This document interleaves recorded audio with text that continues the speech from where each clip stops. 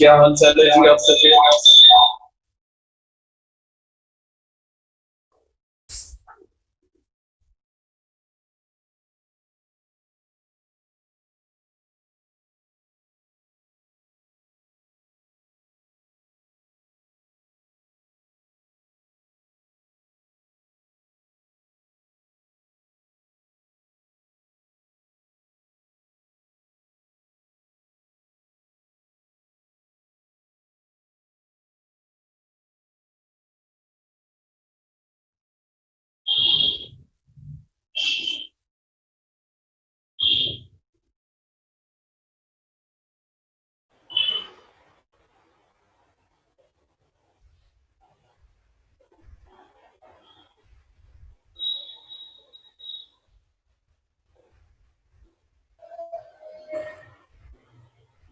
हाँ जी बेटे, चलिए अब अपनी क्लास स्टार्ट करते हैं। कल हम एक क्वेश्चन करने वाले थे और उस बीच में हमारी क्लास एंड हो गई। क्वेश्चन नंबर था जी 8। ठीक है, तो क्वेश्चन नंबर 8 ही हमें स्टार्ट करना है। अब जल्दी से आप अपनी बुक्स को ओपन करिए।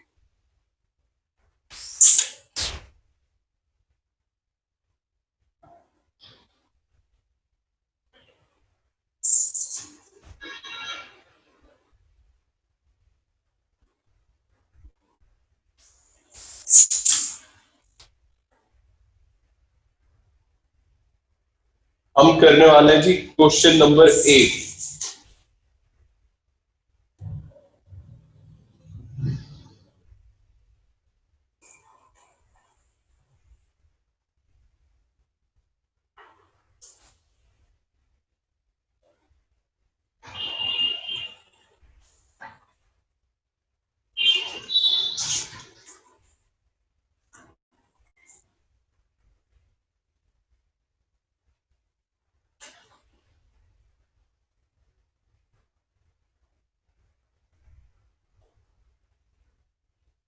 बेटे ये बहुत इंपॉर्टेंट क्वेश्चन है, एग्जाम में ऐसा क्वेश्चन आ चुका है,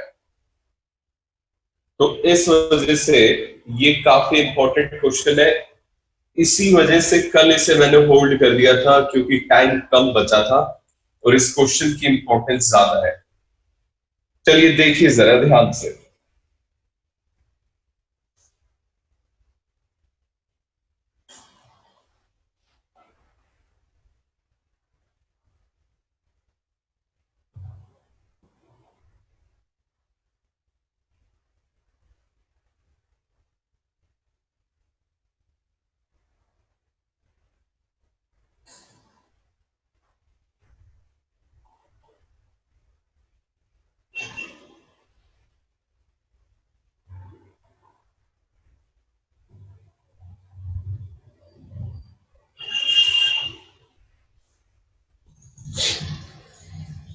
देखिए जरा,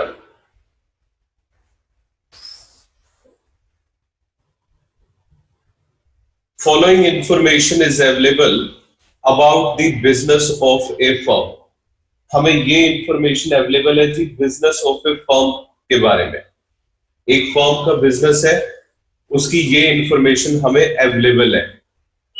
प्रॉफिट्स 2013, 2014 और 2015 के हमें गिवन है। 2013 में 40,000 है, 2014 में 50,000 है और 2015 में 60,000 है। Non recurring income of ₹1,000 is included in the profits of 2014। कहते हैं जी जो 2014 का प्रॉफिट है इसमें एक नॉन रेकरिंग इनकम है। नॉन रेकरिंग इनकम का मतलब होता है नॉन रेगुलर इनकम। मतलब ये कि ये एक ऐसी इनकम है जो रेगुलर बेसिस पे नहीं, एबनॉर्मल इनकम है। तो हमें इसका इफेक्ट बेटे हर हाल में क्या करना पड़ेगा, हटाना पड़ेगा। ठीक है जी। और अगर किसी एबनॉर्मल इनकम का इफेक्ट हटाना है तो आपको उसे क्या करना होगा, सब्ट्रैक्ट। तो मतलब 2014 में 1,000 रुपए सब्ट्रैक्ट होंगे एबनॉर्मल इनकम की वजह से। फिर बता रहा है जी profits of 2013 have been reduced by 6,000 because goods were destroyed by fire. 2013 के जो प्रॉफिट्स है वो रिड्यूस हो गए 6,000 से, क्योंकि गुड्स डिस्ट्रॉय हो गए हैं फायर से। ठीक है, तो 2013 के गुड्स जो डिस्ट्रॉय हुए फायर से, इसमें 6,000 रुपए का बेटे लॉस बाय फायर है, एबनॉर्मल लॉस है, तो ये 2013 में एडजस्टमेंट होगी। इसके बाद फोर्थ में कहता है जी goods have not been insured but it is thought to insure them in future. हमारे जो गुड्स है वो इंश्योर्ड नहीं थे, इंश्योरेंस हमने नहीं की हुई थी अभी तक, मतलब पुराने ओनर ने अभी तक कोई इंश्योरेंस नहीं ली हुई थी, अब फ्यूचर में हम इसे इंश्योर करेंगे। And fire and insurance premium is estimated at 400 per year.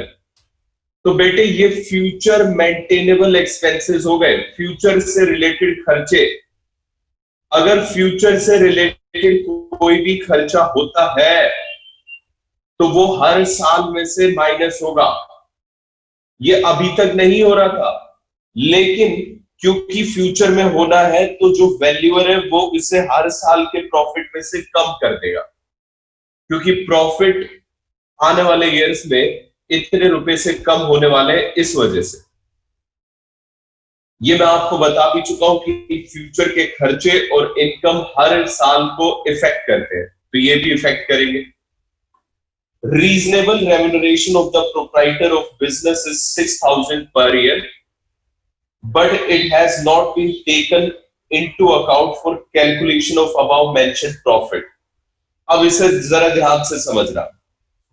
कहता है जी जो प्रोप्राइटर है उसकी बिजनेस की रीजनेबल रेम्यूनरेशन 6,000 बनती है, मतलब जो भी ऑनर होगा उसे रेम्यूनरेशन 6,000 रुपए का मिलना चाहिए, लेकिन ये आज तक कभी भी अकाउंट्स में नहीं लिया गया, अब इसे अकाउंट्स में लिया जाएगा। तो इसका मतलब बेटे हम फ्यूचर के प्रॉफिट्स में से 6,000 रुपए और कम करने वाले, क्योंकि ये अब तक तो नहीं हो रहे थे कम, लेकिन अब से कम होने लगेंगे। तो 6,000 ये भी हर साल में से सब्ट्रैक्ट होंगे, ये भी फ्यूचर एक्सपेंसेस की तरह ही है। ठीक है जी, तो 6,000 और 400 तो हर साल में ही सब्ट्रैक्ट होगा। फिर है profits of 2015 include 5,000 income on investment. जो 2015 का प्रॉफिट है 60,000 रुपए का, इसमें 5,000 रुपए की इनकम ऑन इन्वेस्टमेंट है। इस 60,000 में इनकम फ्रॉम इन्वेस्टमेंट है जी 5,000 रुपए की। ओके, तो ये इनकम फ्रॉम इन्वेस्टमेंट, बेटे इन्वेस्टमेंट से कमाई हुई इनकम, बिजनेस की तो इनकम नहीं होती। मान लीजिए कोटक महिंद्रा वाला जो एग्जांपल मैंने आपको बताया था, एक बेटे बैंक कोटक महिंद्रा अपने अकाउंट से इतना पैसा नहीं कमाता जितना शेयर मार्केट से कमा लेता है अपनी इन्वेस्टमेंट से। तो इसका मतलब क्या बैंक अच्छा काम कर रहा है? नहीं। तो जो बैंक के बाहर की इनकम है ये भी हमें हटानी होगी 2015 में। फिर कहता है goodwill is agreed to be valued at 2-year purchase of the weighted average profit of past 3 years। Goodwill को हमें कैसे वैल्यू करना है जी? गुडविल वैल्यू होगी वेटेड एवरेज प्रॉफिट को 2-year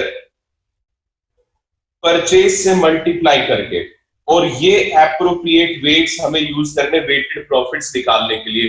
अगर ये ना भी गिवन होते तो भी हमें पता है कि पहले साल में कम और सबसे लेटेस्ट ईयर में सबसे ज्यादा लेना होता है। ये समझ आ गया क्वेश्चन? वेटेड एवरेज प्रॉफिट से करना है। कल मैंने आपको वेटेड एवरेज प्रॉफिट के 2 केसेस बताए थे, अगर आपको ध्यान हो, एक केस ए और एक केस बी। ये केस बी था जिसमें मैंने आपको बताया था कि बेटे जब एडजस्टमेंट गिवन हो तब आपको इस तरीके से काम करना है, इस तरह से वर्किंग नोट बनाना है। जब एडजस्टमेंट ना गिवन हो तो इस तरह से वर्किंग नोट बनाना है। कल हमने एक ऐसा क्वेश्चन किया था जिसमें हमने वर्किंग नोट बनाया था जी विदाउट एडजस्टमेंट वाला, और ये विद एडजस्टमेंट वाला क्वेश्चन है। ठीक है, तो तैयार हो जाइए इसमें वर्किंग नोट बनाने के लिए उसी तरीके से जो कि केस बी में मैंने आपको बताया था। सबसे पहले तो आप यहां पे गुडविल जिस फॉर्मूले से निकालने वाले हैं आप वो फॉर्मूला लिख दीजिए। Goodwill is equal to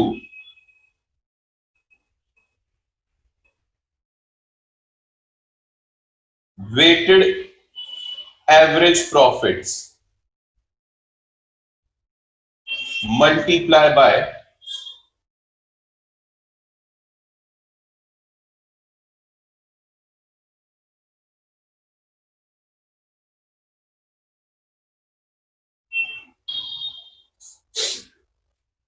weighted average profit multiply by number of years purchase. अब नंबर ऑफ ईयर परचेज तो क्वेश्चन ने हमें बता दिए, नंबर ऑफ ईयर परचेज है जी 2। वेटेड एवरेज प्रॉफिट निकालना होगा तो इसके लिए आप बनाएंगे एक सुंदर सा वर्किंग नोट। लो जी ये वर्किंग नोट है हमारा। Calculation of weighted average profit. हमें इसमें वेटेड एवरेज प्रॉफिट निकालना है। ठीक है, अब देखते हुए चलिएगा। बेटे जी इसमें कितने ईयर्स हमें गिवन है? 3। तो पहले तो वो ईयर्स लिखे 2013, 2014, 2015। अब जो प्रॉफिट्स आपको बताए हुए इन ईयर्स के वो रिस्पेक्टिव ईयर्स के सामने लिख दीजिए। 2013 के 40,000 है, 2014 के 50,000 है, 2015 के 60,000 है। ये लिख दीजिए प्रॉफिट। अब देखिएगा जो सेकंड पॉइंट है जिसमें बताया हुआ है कि एक नॉन रेकरिंग इनकम है जो कि 2014 के प्रॉफिट में इंक्लूडेड है। नॉन रेकरिंग इनकम के इफेक्ट को हमें हटाना होता है। तो लो बेटे नॉन रेकरिंग इनकम ये रेगुलर इनकम नहीं होती, एबनॉर्मल इनकम होती है। और ये किस ईयर के प्रॉफिट्स को इफेक्ट कर रही है? किस ईयर के प्रॉफिट्स को इफेक्ट कर रही है?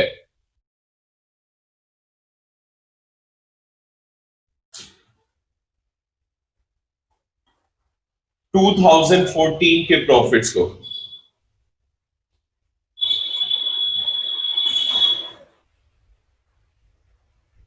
तो यहीं से आप इसे क्या करेंगे? सब्ट्रैक्ट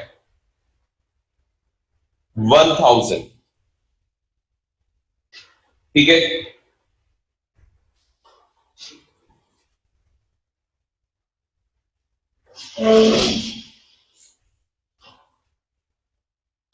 आगे देखिएगा।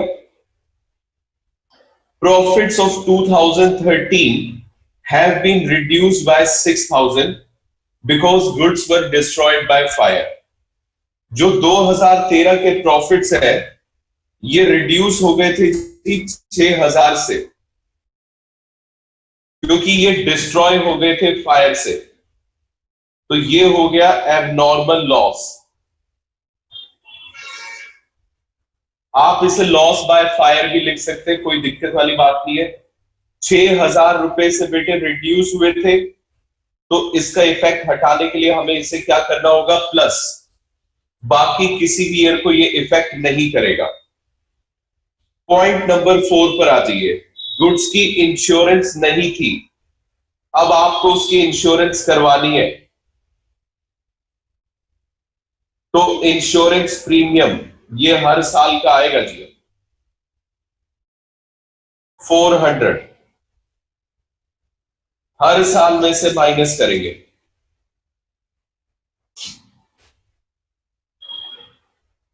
ठीक है, ये हो गया जी इंश्योरेंस प्रीमियम। रीजनेबल रेम्युनरेशन बेटे प्रोप्राइटर को हमें दे दी थी, जो अब तक अकाउंट्स में नहीं ली गई थी, अब आपको वो अकाउंट्स में लेनी है।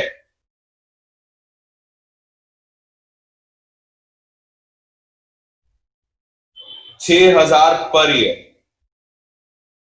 तो ये हर साल में से सब्ट्रैक्ट होगा।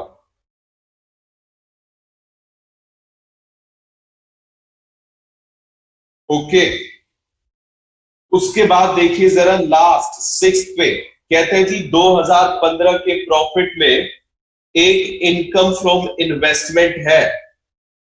2015 के प्रॉफिट्स में एक इनकम फ्रॉम इन्वेस्टमेंट है।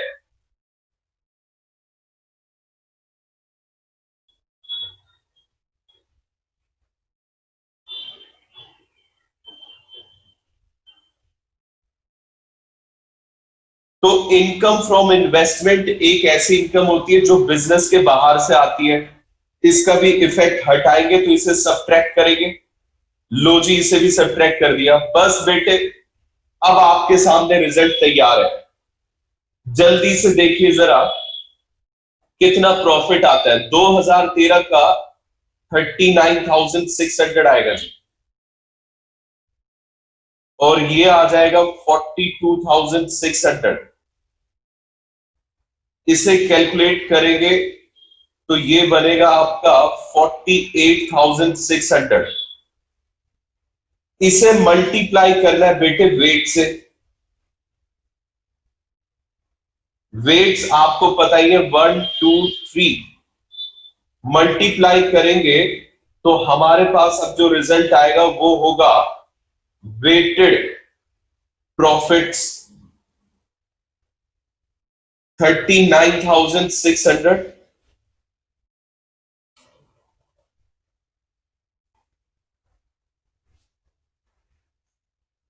85,200, 48,600 इंटू में 3 करेंगे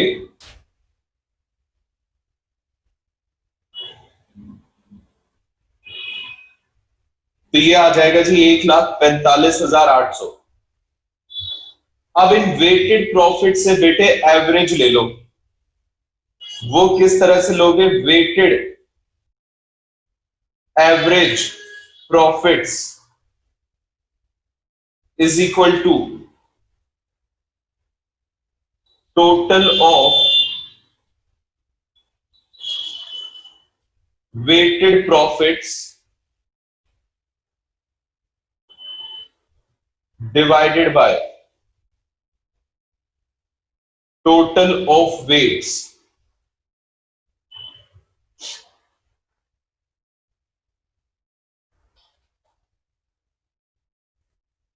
बस अब इसका एडिशन कर दीजिए। 39,600 प्लस 85,200 प्लस 1,45,800, इसे ऐड करेंगे, जोड़ देंगे तो 2,70,600 आएगा। इज इक्वल टू 6 से इसे कर दीजिए डिवाइड, तो 45,100 आ रहा है जी वेटेड एवरेज प्रॉफिट। बस बेटे अब क्वेश्चन हो गया खत्म। 45,100 हमने वेटेड एवरेज प्रॉफिट निकाल लिया, इनटू में कर दीजिए 2, तो ये आ गई आपकी गुडविल 90,200, और यही आपका आंसर है।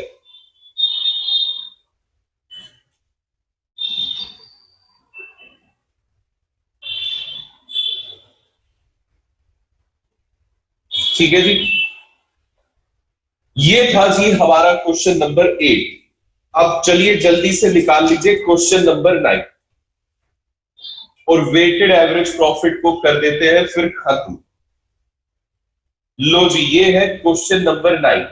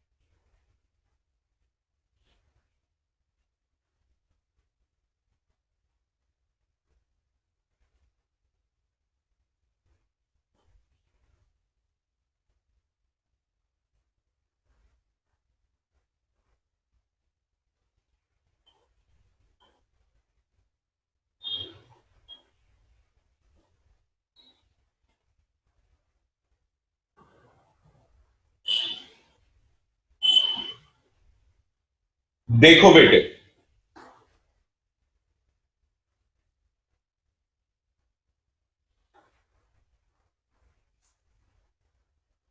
Question number 9, calculate the value of goodwill on the basis of 3 years purchase of the weighted average profit of last 5 years। कहते हैं जी वैल्यू ऑफ गुडविल निकालनी है हमें 3 ईयर परचेज के बेसिस पे of weighted average profit of last 5 years. पिछले 5 साल के वेटेड एवरेज प्रॉफिट लेने हैं और उसे 3 से मल्टीप्लाई कर देना, आपकी गुडविल आ जाएगी। प्रॉफिट्स को वेट कैसे करना है, 1 2 3 4 5, वही पुरानी चीज जो आपको पता है कि वेट किस तरह से किया जाता है। कहते जी 1 2 3 4 5 the greatest weightage to be given to the last year. जो हाईएस्ट वेट है वो लास्ट ईयर को देना है। अगर वो ये बात ना भी कहता तो भी हमें पता था कि हाईएस्ट वेट हमें हमेशा लास्ट ईयर को ही देना होता है। तो बेटे ये सिर्फ मन धड़क बातें हैं जो आपका ध्यान भरमाने के लिए यहां पे गढ़ी गई है। आगे समझिए, profit of the last 5 years were, पिछले 5 साल के प्रॉफिट बताए, 2015 16 17 18 19। 2017 में एक लॉस है 20,000 रुपए का। It is after considering abnormal gain of 40,000। कहते जी ये 20,000 का loss after considering abnormal gain of 40,000 है। इसमें एबनॉर्मल गेन है तो उसका इफेक्ट हटाने के लिए माइनस करेंगे। इस वाले प्रॉफिट में 2016 में after considering abnormal loss of 41,500, इसमें एक एबनॉर्मल लॉस है। तो बेटे अगर इसमें एबनॉर्मल लॉस है तो इसका इफेक्ट हटाने के लिए इस अमाउंट को क्या करेंगे, लॉस पहले माइनस हो चुका था, अब आप उसका इफेक्ट हटाने के लिए उसे क्या करेंगे, एड बैक। ठीक है, तो ये 2 ईयर्स में एडजस्टमेंट है। आगे देखिए, अभी तो और भी एडजस्टमेंट्स है, जरा ध्यान से देखिए।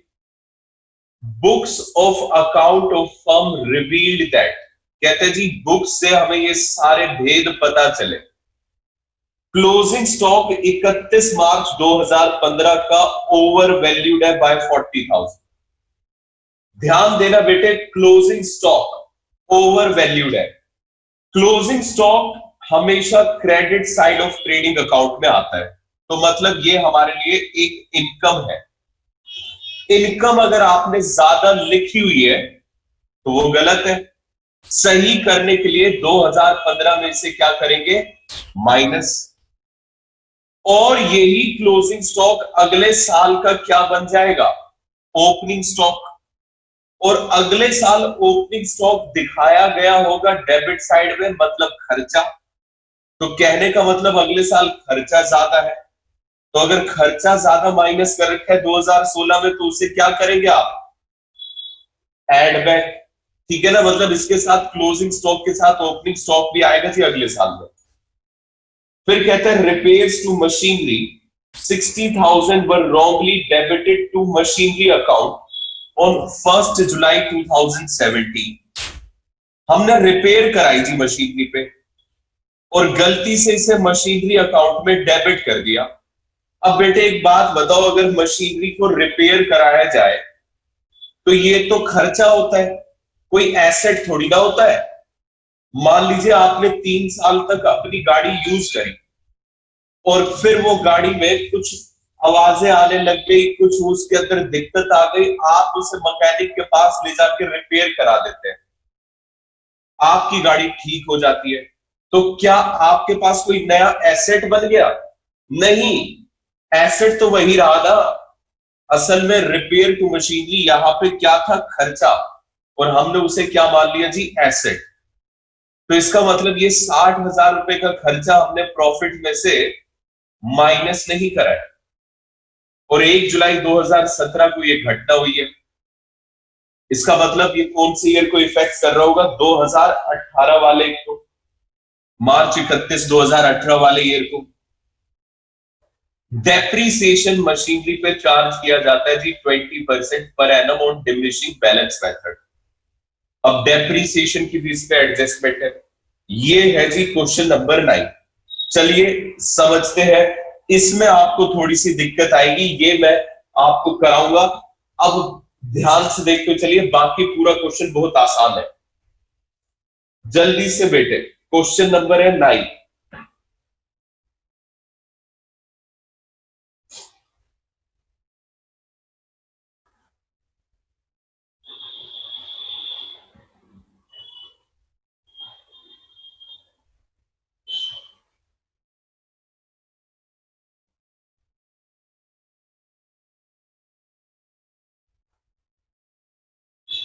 Question number is 9।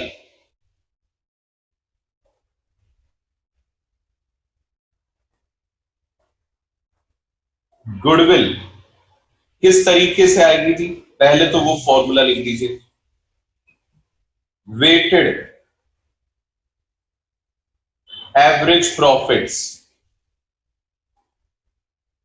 Multiply by number of year purchase.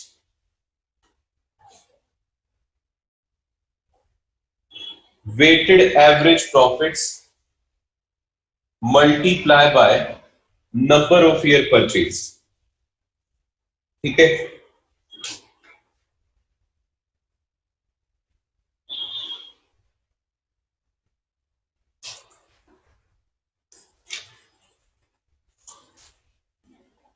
अब देखो बेटे, 5 साल आपको गिवन है, 2015 से शुरू हो रहे हैं। तो पहले तो वो 5 साल लिखिए, 2015, 2016, 2017, 2018 और 2019। सबसे पहले जो आपको प्रॉफिट्स बताए गए हैं यहां पे वो पुट करेंगे। प्रॉफिट्स हमें बताए गए हैं जी 80,000, 1,05,000, 20,000, 1,80,000 और 2019 का प्रॉफिट है 2,00,000 रुपए। इसमें 2017 वाला लॉस है, जो लॉस है उसे ब्रैकेट में ले लीजिए। ये रिप्रेजेंट करता है जी नेगेटिव अमाउंट, लॉस है। अब बेटे समझना जरा, 2016 में एक एडजस्टमेंट है एबनॉर्मल लॉस की।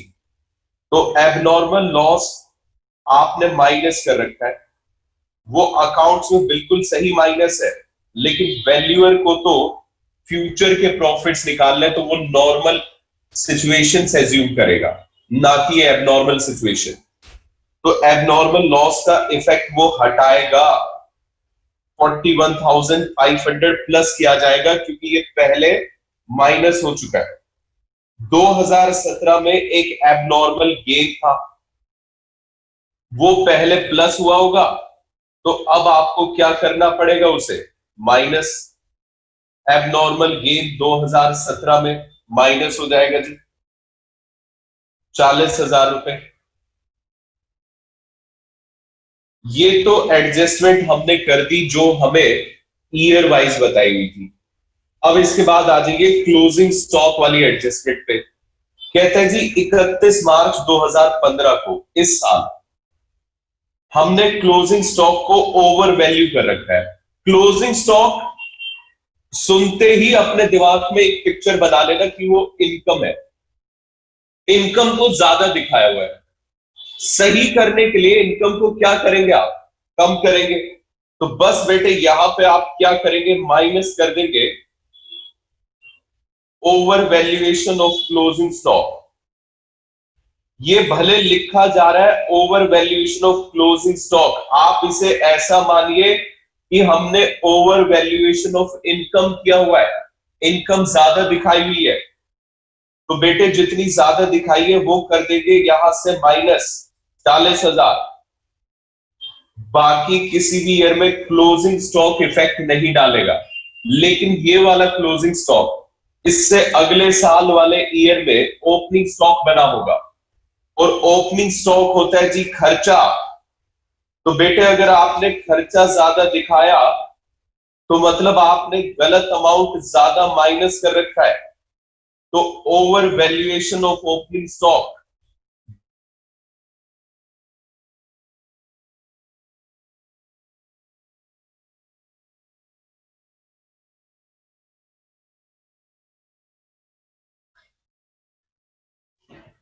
ये आपको करना पड़ेगा जी, 40,000 रुपए को एड बैक।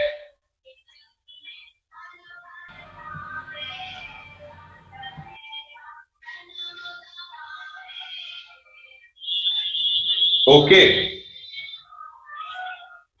लास्ट एडजस्टमेंट है बेटे, जरा ध्यान से समझना, ये बड़ी इंपॉर्टेंट एडजस्टमेंट है समझने के लिए। कल ब्रजेश भी एक क्वेश्चन पूछ रहा था कि सर क्या हम हर साल माइनस करते रहेंगे डेप्रीसिएशन को, क्या हमें ऐसा करना है? तो बेटे देखो, अब इन लाइनों को जरा ध्यान से पढ़ना please. repairs to machinery 60,000 were wrongly debited to machinery account। कहते हैं जी हमने रिपेयर कराई थी 60,000 रुपए की, वो गलती से डेबिट कहां कर दिए जी? मशीनरी अकाउंट में। 1 जुलाई 2017 को रिपेयर कराई थी, खर्चा था, आपने उससे क्या मान लिया? एसेट। इसका मतलब ये वाला रिपेयर माइनस नहीं हुआ था। रिपेयर्स रेक्टिफिकेशन किस ईयर में माइनस नहीं हुआ? बेटे आप बताओगे, उसके बाद लिखूंगा मैं किस ईयर में माइनस नहीं हुआ। अगर 1 जुलाई 2017 को यह घटना हुई थी, तो क्या ये 2017 में माइनस नहीं हुआ? वेरी वेरी गुड सर, ये 2018 में माइनस होगा। वेरी गुड बेटे, 60,000 यहां से माइनस होगा, क्योंकि 60,000 रुपए 1 जुलाई 2017 को खर्चा किया गया था, और वो 1 जुलाई 2017 इस ईयर में पड़ेगी। 1 अप्रैल 2017 से वाला ईयर स्टार्ट होगा और 31 मार्च 2018 को ऐड होगा, तो 1 जुलाई 2017 बेटे इसी ईयर का हिस्सा होती है। ओके, तो ये रिपेयर का हमने कर दिया थी रेक्टिफिकेशन, हो गया। आगे देखिए अब जरा, अगर आपने एक अमाउंट एसेट माना हुआ था, तो आप उस पर डेप्रीसिएशन लगाते रहे होंगे, हाँ या ना? बिल्कुल लगाया होगा बेटे। तो इसमें डेप्रीसिएशन आपने 2018 में भी लगा दिया होगा और 2019 में भी। और बेटे ये बात वैल्यूअर को पता चल गई कि इसने तो इस अमाउंट को एसेट मान रखा है, जबकि ये था खर्चा। तो इसका मतलब वो जो डेप्रीसिएशन लगा हुआ है वो गलत लगा हुआ है, और उसका इफेक्ट हटाना पड़ेगा। तो बेटे आपने डेप्रीसिएशन को पहले क्या कर रखा है? माइनस। अब आप क्या करेंगे? उसे ऐड करेंगे। तो डेप्रीसिएशन देखो जरा किस तरह से आता है। डेप्रीसिएशन की परसेंटेज है 20%, और यहां पे मेथड फॉलो हो रहा है जी डिमिनिशिंग बैलेंस, मतलब WDB मेथड। ठीक है, तो 2018 में सीधे आ जाओ बेटे। 1 जुलाई को ये वाला एसेट खरीदा गया था, तो डेप्रीसिएशन इस पे बनेगा 1 जुलाई से मार्च 31 तक, यानी कि 9 मंथ्स का।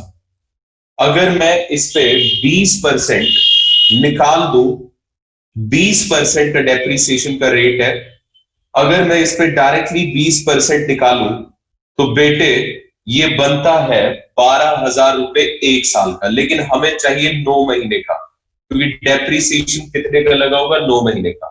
अगर 12,000 1 साल का, 12 महीने का अगर 12,000 है, तो 9 महीने का डेप्रीसिएशन कितना हुआ?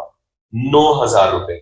ध्यान देना ब्रजेश, बेटे ये माइनस नहीं प्लस हो रहा है, क्योंकि ये पहले क्या हो चुका है? माइनस, वो गलत माइनस हुआ है। तो आप अगर ऐसा मान लें कि ये हर बार माइनस होगा, ये हर बार प्लस होगा, तो आप कहीं ना कहीं अपने आप को फंसा हुआ महसूस करेंगे। ठीक है, तो ये डिपेंड करता है क्वेश्चन के ऊपर।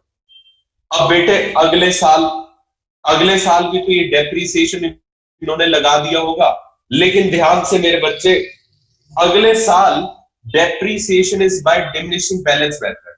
तो बेटे इन्होंने पता है कितना लगाया होगा, 60,000 की मशीनरी खरीदी थी जिसपे 9,000 के डेप्रीसिएशन के लगा चुके हैं। तो अगले साल जो वैल्यू बची होगी वो 51,000 बची होगी। तो इन्होंने 51,000 का ही 20% लगाया होगा और वो माइनस कर चुके होंगे 10,200 पूरे साल का, क्योंकि इस साल तो पूरे साल यूज हुई है ना मशीन। तो आपको उसे ऐड बैक करना होगा। बस अब ये क्वेश्चन हो चुका है जी एंड। लो बेटे,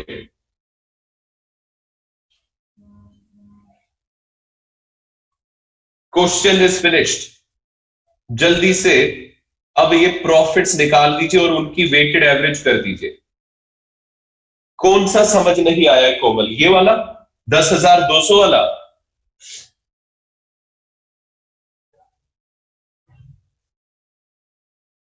कोमल बेटे बात समझो, डिमिनिशिंग बैलेंस मेथड है, मतलब रिटर्न डाउन वैल्यू मेथड है बेटे। इन्होंने अगर इस साल 60,000 को एसेट माना तो इस साल भी डेप्रीसिएशन लगा दिया और अगले साल भी लगाया होगा, दैट इज ऑब्वियस। तो बेटे इस साल तो 9,000 लगा, 9 महीने का। जैसे ही आप 60,000 की मशीनरी पे 2,000 का डेप्रीसिएशन लगाओगे तो balance carry down will be 51,000 और अगले साल बैलेंस कितना आ जाएगा जी, 51,000। और आपको अच्छे से पता है कि डिमिनिशिंग बैलेंस मेथड में जो आपका बैलेंस बचता है, डेप्रीसिएशन की परसेंटेज भी उसी पे लगती है। ओरिजिनल कॉस्ट में तो जो 60,000 ओरिजिनल कॉस्ट थी उसी पे परसेंटेज लगती जाती है, लेकिन डिमिनिशिंग बैलेंस में जो बैलेंस बचता जाता है जी उस पे लगती है। तो बैलेंस कितना बचा, 51,000। 51,000 का 20% कर दीजिए तो आपका डेप्रीसिएशन 10,200 आ जाएगा। समझ आ गया कोमल? और इसे भी ऐड बैक करना है क्योंकि ये गलती से माइनस हो चुका है। ये आएगा जी 40,000। अब इसे करिए जरा ऐड। ये आएगा 1,86,500। ये नेगेटिव में आएगा जी 60,000 और ये आ जाएगा आपका 1,29,000। इसे प्लस करेंगे तो 2,10,200। मल्टीप्लाई कर दीजिएगा अब वेट से, 1, 2, 3, 4 और 5।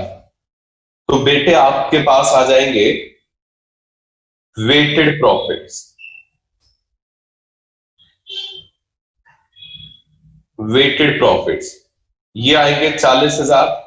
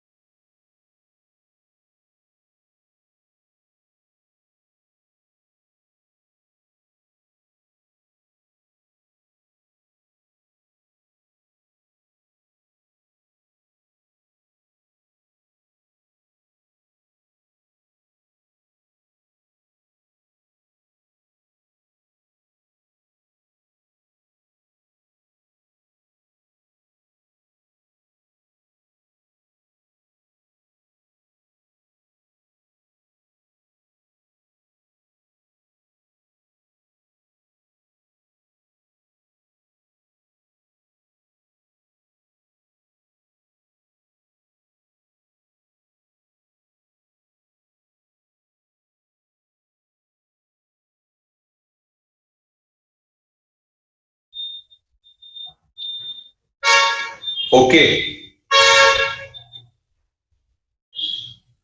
इस तरीके से हमें ये करना है। फिर इसके बाद आप यहां पे वेटेड एवरेज भी निकाल लीजिए।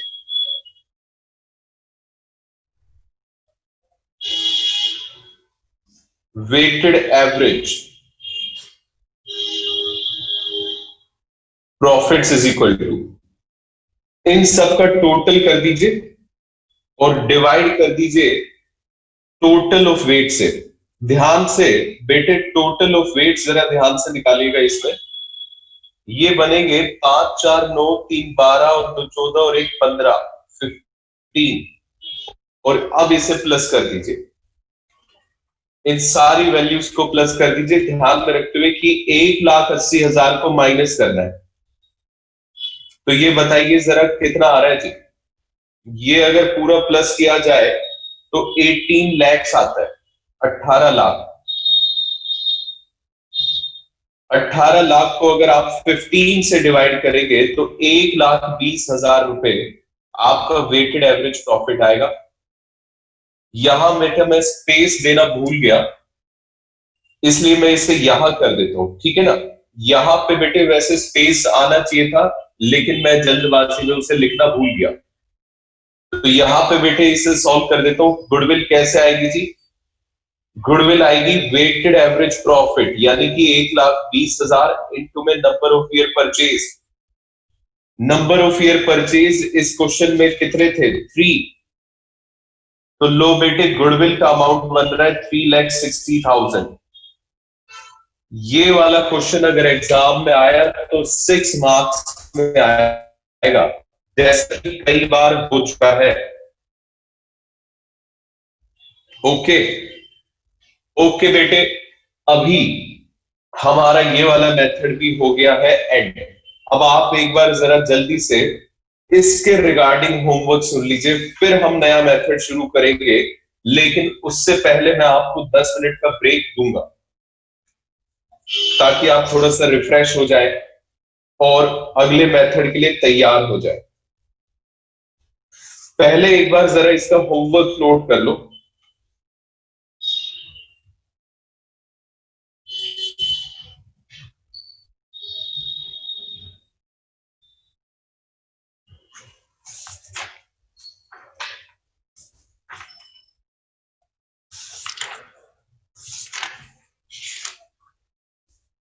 होमवर्क में बेटे आपको करनी है जी इलस्ट्रेशन नंबर 8 और 9, 7 8 9 इलस्ट्रेशन। इलस्ट्रेशंस करनी है बेटे, ठीक है। कॉपी मत करिएगा प्लीज, प्रैक्टिस करिएगा। एग्जाम में ये आ चुके हैं क्वेश्चंस, मैं आपको बार बार बोल रहा हूं।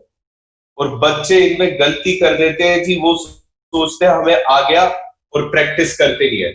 7 to 9 मतलब 7 8 और 9, ठीक है। 7 8 और 9 ये इलस्ट्रेशंस आपको करनी है घर से।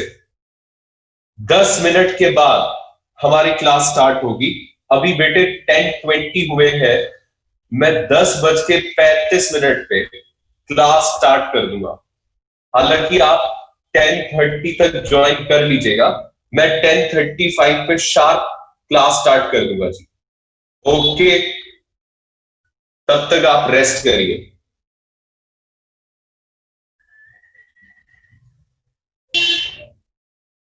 हाँ जी बेटे, अब बताइए जरा, क्या अब आपको सब क्लियर आ रहा है?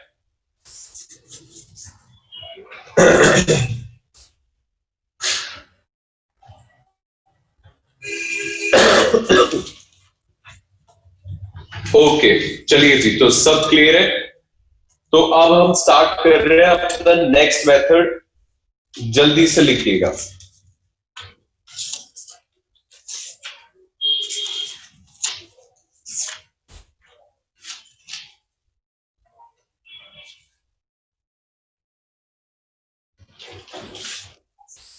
Method 2,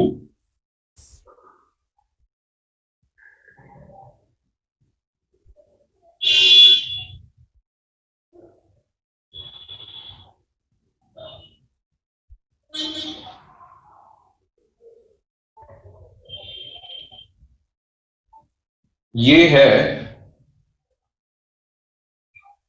super profit method. Super profit method.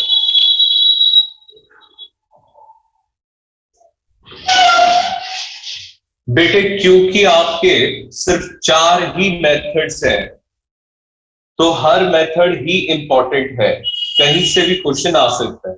तो again this is very important.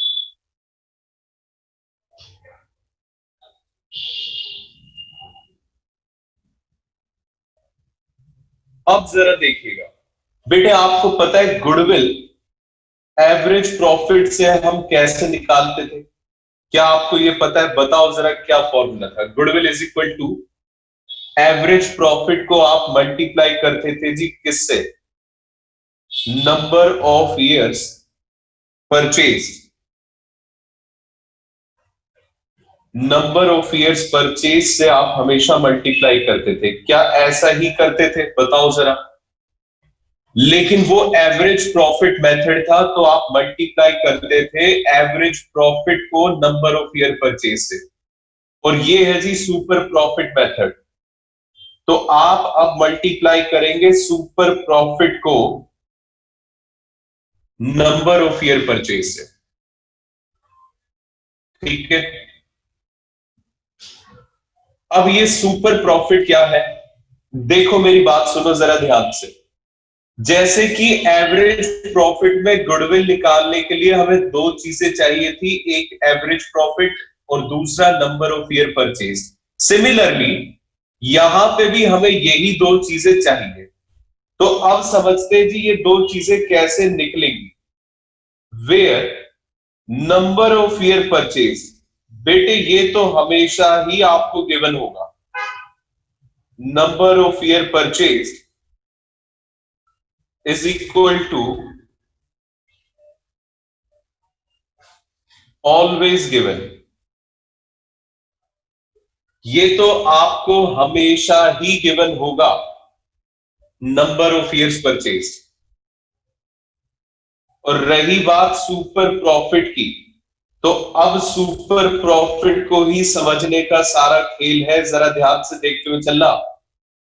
Super profit समझ में आ गया तो ये मेथड समझ में आ गया। पहले मैं आपको बता दूं कि सुपर प्रॉफिट होता क्या है, फिर मैं आपको ये बातें लिखवाऊंगा। बेटे ये जो शब्द है ना सुपर, ये किसी भी चीज के आगे अगर लग जाए तो इसका मतलब होता है कि वो चीज एक एक्स्ट्रा ऑर्डिनरी चीज है। ठीक है, एक एक्स्ट्रा ऑर्डिनरी चीज है। जैसे सुपरमैन, सुपरमैन बोलते ही बेटे हम एक ऐसे इंसान की कल्पना करने लगते हैं जो हवा में उड़ सकता है, जो बेटे अपनी आंखों से एक रेज निकाल के किसी को जला सकता है, जिसे गोली मार नहीं सकती, जो बारूद से फट नहीं सकता, और जिसके पास असीमित बेइंतहा ताकत है। ठीक है, यही होता है ना सुपरमैन। अब मैं अगर आपसे कहूं कि बेटे आप है सुपर स्टूडेंट, तो अब बताओ सुपर स्टूडेंट मतलब एक एक्स्ट्रा ऑर्डिनरी स्टूडेंट। किसी भी चीज के आगे अगर वर्ड लग जाए सुपर, इसका मतलब वो एक नॉर्मल से कुछ ज्यादा होना। ठीक है, एक्स्ट्रा ऑर्डिनरी का मतलब ही क्या होता है? ऑर्डिनरी यानी कि नॉर्मल, उससे कुछ ज्यादा होना। तो बेटे सुपर प्रॉफिट भी यही चीज है। सुपर प्रॉफिट क्या होता है? मान लीजिए कि एक रोड पे बेटे 4 रेस्टोरेंट है सिमिलर टाइप के, और उनके अलग अलग नाम है, लेकिन उनमें एक रेस्टोरेंट है 24x7 रेस्टोरेंट। वो बेटे मान लो इन सब के मुकाबले में ज्यादा प्रॉफिट कमाता है। तो वो जितना ज्यादा प्रॉफिट कमाता है उसे हम क्या कहते हैं जी? Super profit. इससे मैं थोड़ा सा और एक इलेबरेट करूंगा जी एग्जांपल से। जरा ध्यान से देखो। देखो बेटे होता क्या है, आप जरा इसे ध्यान से समझना। ये बात समझ में आ गई तो सुपर प्रॉफिट क्लियर हो गया। मैं आपसे कहता हूं कि बेटे ये एक रोड है, ठीक है जी, ये एक रोड है और इस रोड पे कुल मिला के एक, ये हो गया जी दो, तीन और ये हो गया जी चार। ये चार स्कूल है जी। इसका नाम है यूरोप, इसका नाम है आरपीएस, इसका नाम है एवीआर और इसका नाम है सालवान। ठीक है, ये चार स्कूल है जी एक रोड पे। अब बेटे, अरे भाई प्रीवियस पेज देख लेना, अभी थोड़ी देर के बाद ये कंसेप्ट समझ लो पहले, रुक जाओ बेटे। ये इस रोड पे चार स्कूल पहले से ही एग्जिस्ट करते हैं। अब आप जरा ध्यान से समझना, आप एक बिजनेसमैन है, आप छोड़िए जी, ये एक व्यक्ति है जिसका नाम है मिस्टर अंबानी। ये एक बहुत बड़ा बिजनेसमैन है और ये चाहता है जी मैं इसी रोड पे एक स्कूल ओपन करूं। आपको क्या लगता है बिजनेसमैन जिसके पास बहुत ज्यादा पैसा होता है वो बिना सोचे समझे ये डिसीजन ले लेगा कि इस रोड पे स्कूल खोल दे? बेटे वो पूरा एनालाइज करता है। एनालाइज करने के लिए उसे एक एक्सपर्ट की जरूरत पड़ती है, एक क्वालिफाइड एक्सपर्ट की, जिससे वो पूछता है कि बताओ जरा यहां पे अगर मैं स्कूल ओपन करूं तो कितना मुझे फायदा होगा। अब एक सेकंड के लिए मान लीजिए ये एक्सपर्ट है जी आप। अब आपके पास अंबानी साहब आते हैं और कहते हैं बेटे हमने सुना है कि तुमने गुडविल वगैरह के चैप्टर पढ़ लिया। आप कहते हैं हाँ जी अंकल जी बिल्कुल पढ़ डाला, पूरा पढ़ डाला। तो बेटे एक बात बताओ, मैं अगर इस रोड पे, ये बेटे जी एमजी रोड है, ठीक है ना, एमजी रोड पे मैं एक और स्कूल खोलना चाहता हूं, तो मुझे बताइए जरा कितना प्रॉफिट हो जाएगा। तो पहला सवाल एज ए एक्सपर्ट आप इससे पता है क्या करेंगे?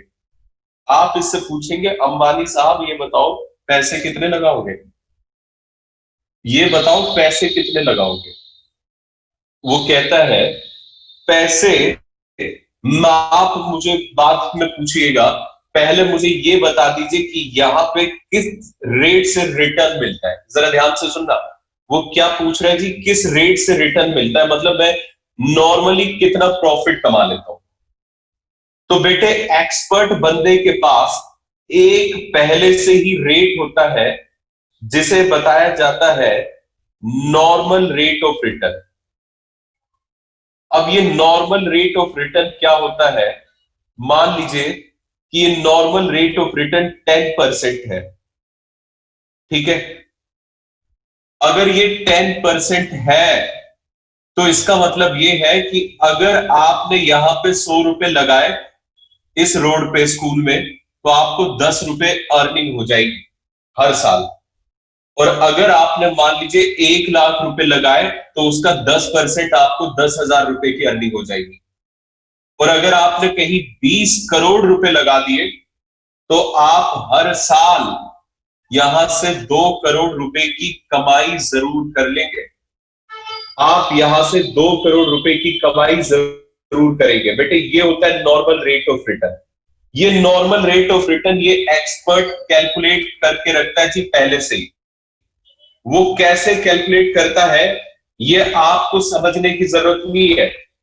आपको जो मैं बात बता रहा हूं उससे समझिए, मैं आपको ये भी बता दूंगा वैसे ये कैलकुलेट कैसे होता है।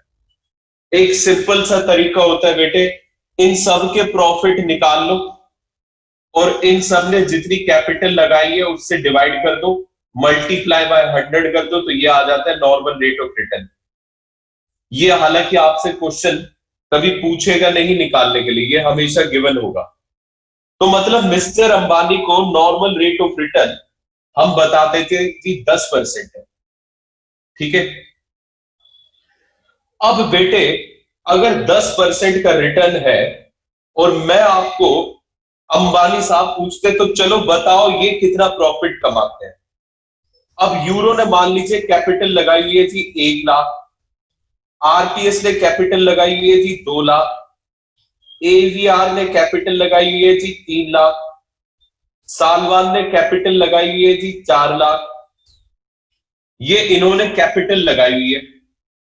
तो नॉर्मल रेट ऑफ रिटर्न का मतलब ये है जितने भी आपने पैसे लगाए होंगे उस पर आपको कितना प्रॉफिट हो रहा होगा, 10%।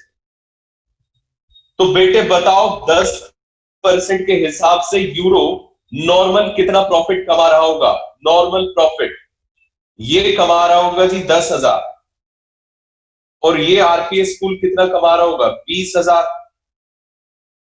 ये कमा रहा होगा 30,000 और ये 40,000।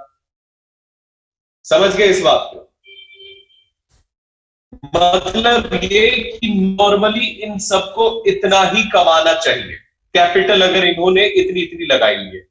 लेकिन मान लो इनमें से एक स्कूल है बेटे आरपीएस, इसका जो प्रॉफिट है वो आ रहा है 50,000 एक्चुअल प्रॉफिट।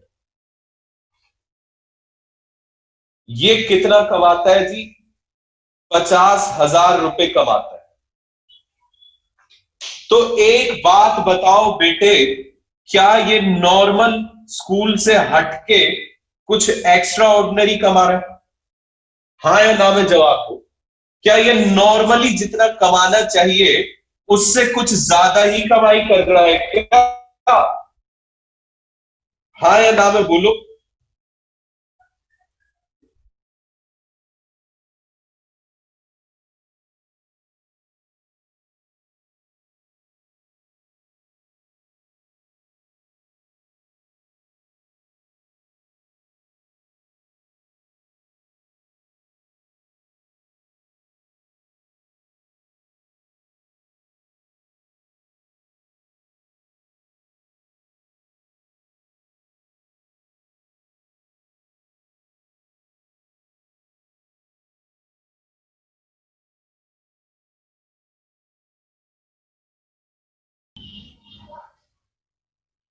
ओके बेटे जी, चलो देखो जरा। तो बेटे ये आरपीएस स्कूल इस रोड पे जितने भी स्कूल हैं उनके कंपैरिजन में एक्स्ट्रा प्रॉफिट कमाता है। एक बात बताओ बेटे, सिंपल सी कॉमन सेंस है, ये एक्स्ट्रा प्रॉफिट क्यों कमाता होगा? क्योंकि इसके पास कस्टमर ज्यादा होंगे। और बेटे कस्टमर ज्यादा कब होते हैं, जब आपकी गुडविल हो या जब आपकी गुडविल ना हो। सोच समझ के जवाब दीजिए। जब आपकी गुडविल होती है तब ज्यादा कस्टमर होते हैं, या फिर जब आपकी गुडविल नहीं होती तब ज्यादा कस्टमर होते हैं? बोलो जल्दी से, जवाब का इंतजार है जी मुझे आपके। जब गुडविल होती है, वेरी वेरी गुड। तो इसका मतलब ये इन बाकी स्कूल के मुकाबले अगर ये ज्यादा प्रॉफिट कमा रहा है तो आरपीएस स्कूल की गुडविल है। ठीक है बेटा, अब जरा देखना। सुपर प्रॉफिट का मतलब मैंने आपको बताया था, आप जो नॉर्मल से ज्यादा कमाए वो सुपर प्रॉफिट होता है। बाकी सारे स्कूल नॉर्मल ही कमा रहे हैं, लेकिन ये बेटे स्कूलों का सुपरमैन है, सुपर स्कूल है। ये नॉर्मल से ज्यादा कमा रहा है। कितना ज्यादा कमा रहा है बताओ, कितना ज्यादा कमा रहा है? 30,000 रुपए। Very very good. And this 30,000 is nothing but super profit. तो देखो सुपर प्रॉफिट क्या होता है, नॉर्मल प्रॉफिट से जो ज्यादा कमाया जाए वो सुपर प्रॉफिट होता है। और अगर मैं बेटे से मैथमेटिकली बोलूं, एक फॉर्मूले की शक्ल देते हुए बात करूं, तो super profit is equal to actual profit minus normal profit. भाई जो नॉर्मली ये सारे कमा रहे हैं उससे जितना अपन ज्यादा कमा रहे हैं वही सुपर प्रॉफिट है। क्या आपको ये बात समझ में आई? सुपर प्रॉफिट क्या होता है? सुपर प्रॉफिट का मतलब एक्स्ट्रा ऑर्डिनरी प्रॉफिट। और अगर इसे मैथमेटिकली बताया जाए तो बेटे मैथमेटिकली सुपर प्रॉफिट क्या होता है? Actual profit minus normal profit. Actual profit minus normal profit. ठीक है। अब ये एक्चुअल प्रॉफिट और नॉर्मल प्रॉफिट कैसे निकलते हैं? अब जरा देखो जरा, where a actual profit is equal to, actual profit क्या होगा? इफ गिवन फॉर 1 year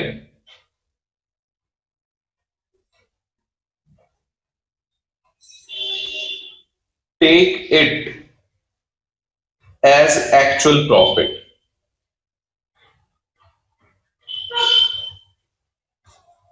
बेटे एक्चुअल प्रॉफिट असल में आपको क्वेश्चन में हमेशा गिवन होगा।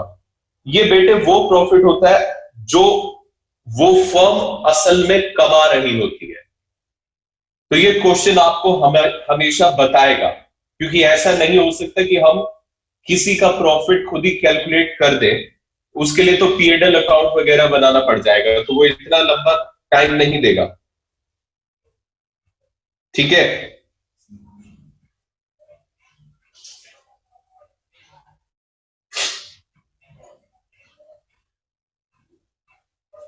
एक्चुअल प्रॉफिट हमेशा गिवन होगा जी क्वेश्चन में। अगर तो 1 साल का ही गिवन है एक्चुअल प्रॉफिट, वो कहते हैं जी उसने इस साल में सिर्फ इतना प्रॉफिट कमाया, तो बस उसे ही एक्चुअल प्रॉफिट मान लीजिए। लेकिन अगर if given for more than 1 year, अगर 1 साल से ज्यादा गिवन है,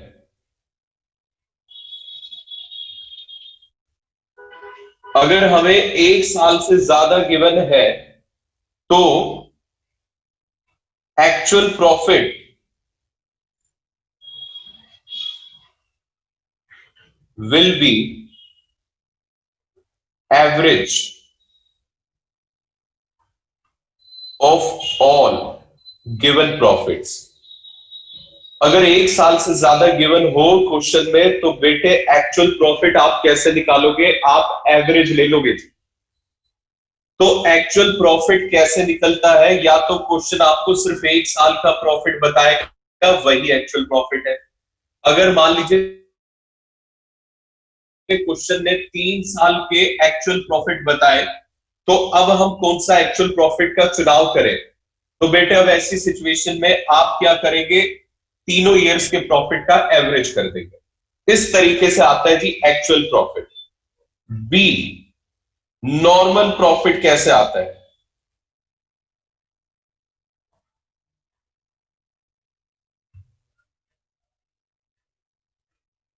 नॉर्मल प्रॉफिट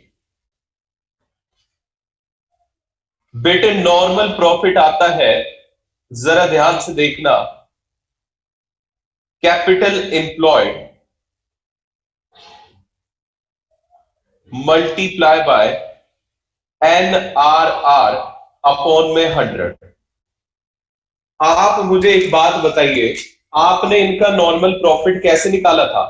मैंने आपको बस इनकी कैपिटल बताई थी और आपने क्या करा, उस पे परसेंटेज लगा के इनका नॉर्मल प्रॉफिट निकाल दिया। मतलब जितनी भी कैपिटल बताई हुई थी आप क्या कर रहे थे? उसे मल्टीप्लाई NRR से और डिवाइड कर रहे थे जी किससे? 100 से। इस तरीके से आपने क्या निकाल दिया था?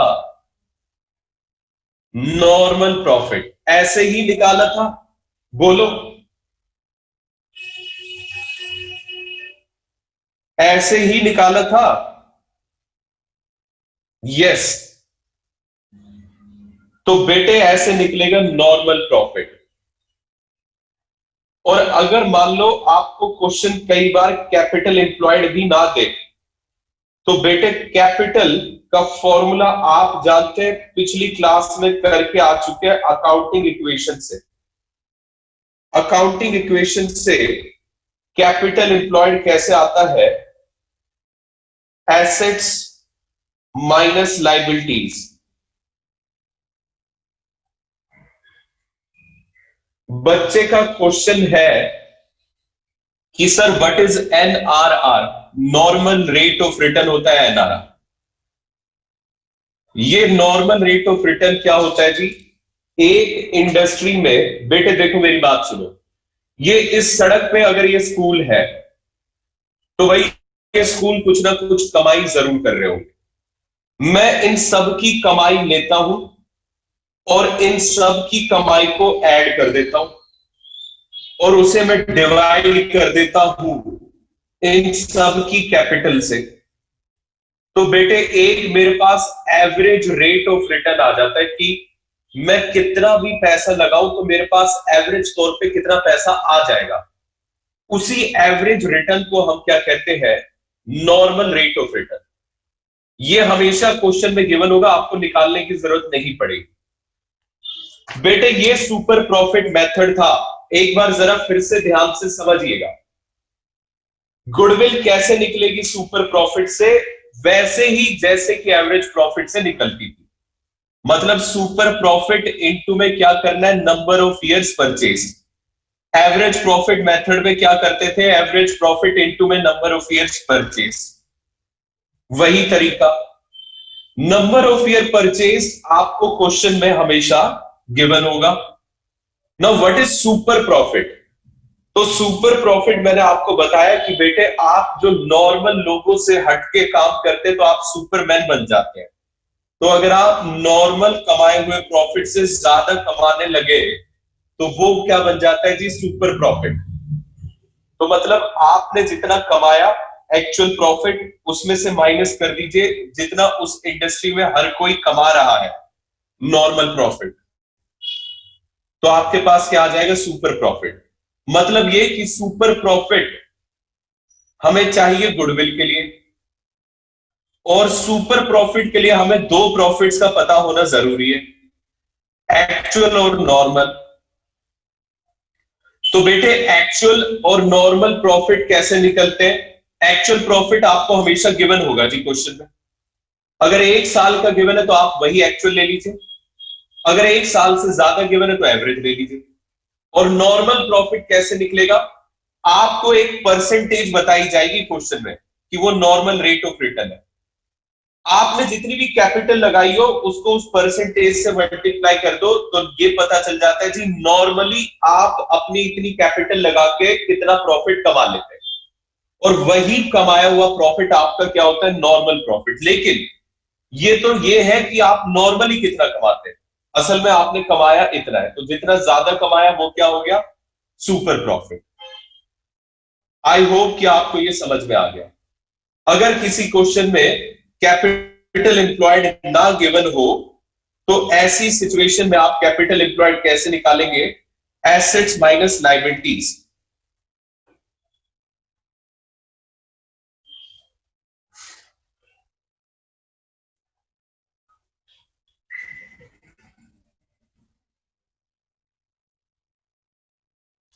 ठीक है जी, ये हो गया जी हमारा सुपर प्रॉफिट मेथड। क्या आप सबको ये समझ में आया या नहीं? बताओ जल्दी से।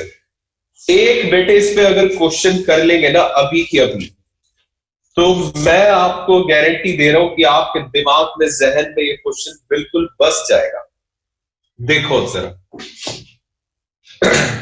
जल्दी से निकाल लो पेज नंबर 3.66, और उस पे है जी क्वेश्चन नंबर 11।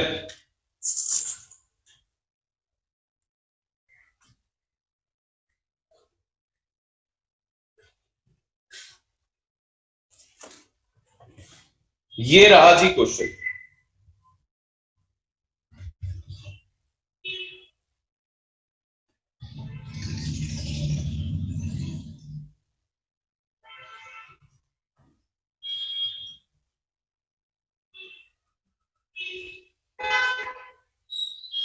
देखिए वीडियो आपको क्लियर नहीं आ रही होगी, ये बात मैं मानता हूं, लेकिन उसके पीछे रीजन ये है कि बेटे नेटवर्क की बैंडविड्थ बहुत लो आ रही है यहां पे, क्योंकि इस वक्त पे कुछ इश्यूज है जी। ठीक है। अब देखो जरा, अब तो क्वेश्चन विजिबल हो गए।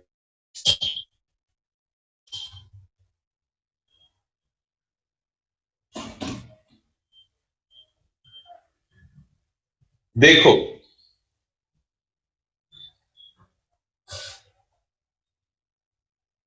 कैपिटल इन्वेस्टेड हमें बताई हुई है 11th, बेटे ये यहां नहीं दिखेगा, आप अपनी बुक में ही देख लीजिए। ठीक है, ये ब्लर आ रहा है तो बुक में देखिए प्लीज। कैपिटल इन्वेस्टेड है जी एक फर्म में 3 लाख रुपए, नॉर्मल रेट ऑफ रिटर्न है 10%।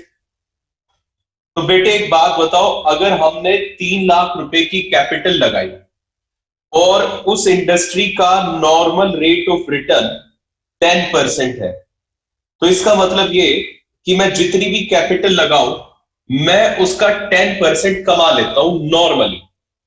तो नॉर्मली मैं कितना कमा रहा हूं जी? 30,000। और ये कहता है जी average profits of the firm are 41,000। Average profit इस फर्म के 41,000 है, लेकिन after an abnormal loss of 2,000, इसमें हमने एक एबनॉर्मल लॉस घटाया हुआ है। तो बेटे गुडविल में एबनॉर्मल चीजों को तो हम कंसीडर ही नहीं करते।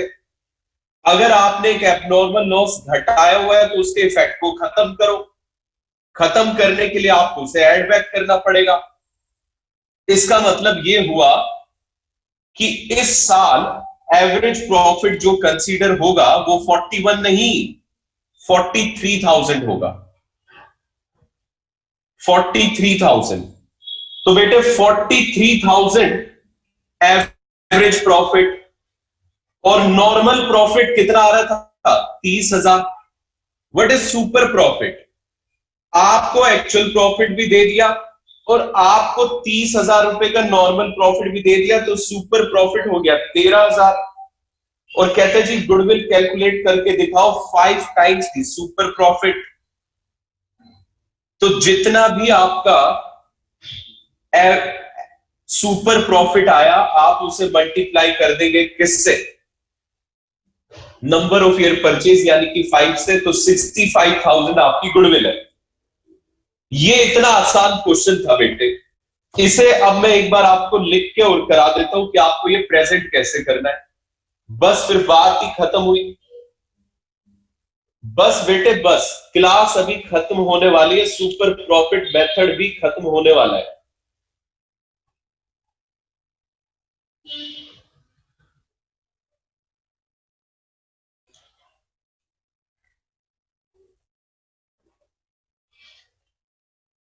लिखो जी लिखो जल्दी से।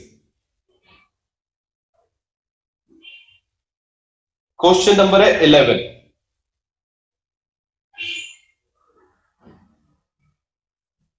देखो बेटे जरा ध्यान से, सुपर प्रॉफिट से गुडविल कैसे आती है आप सबको फॉर्मूला पता ही है भाई। अगर एवरेज से निकालना होता तो अपन कर देते एवरेज प्रॉफिट इनटू में NYP, यानी कि नंबर ऑफ ईयर परचेज। अब हम कर देंगे सुपर प्रॉफिट इनटू में NYP। एग्जाम में NYP मत लिख के आना, लेकिन नंबर ऑफ ईयर परचेज पूरा लिखना। अब सुपर प्रॉफिट निकालने के लिए मुझे दो प्रॉफिट की जरूरत होती है। एक एक्चुअल प्रॉफिट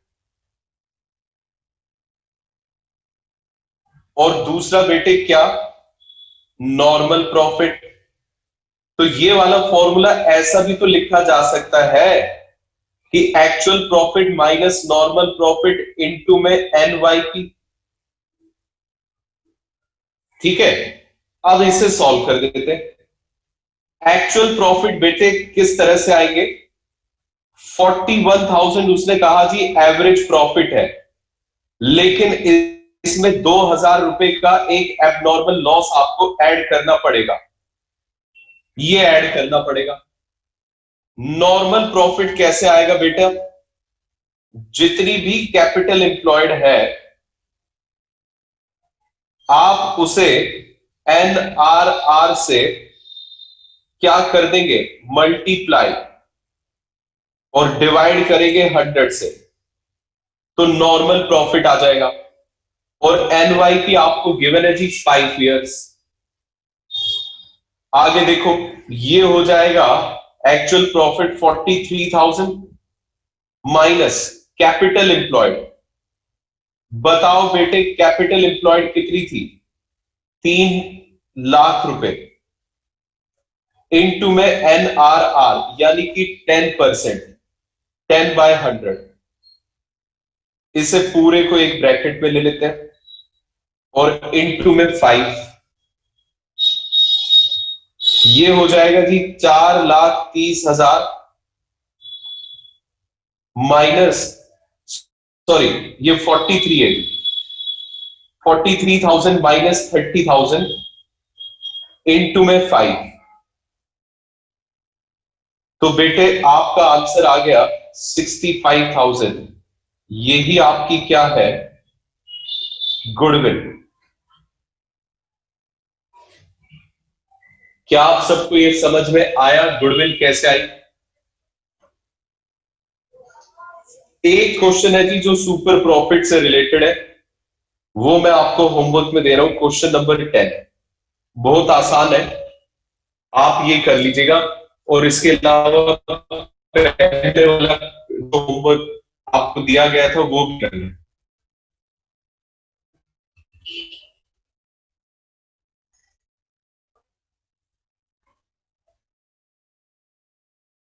बस बेटे आज की क्लास यही एंड करते हैं।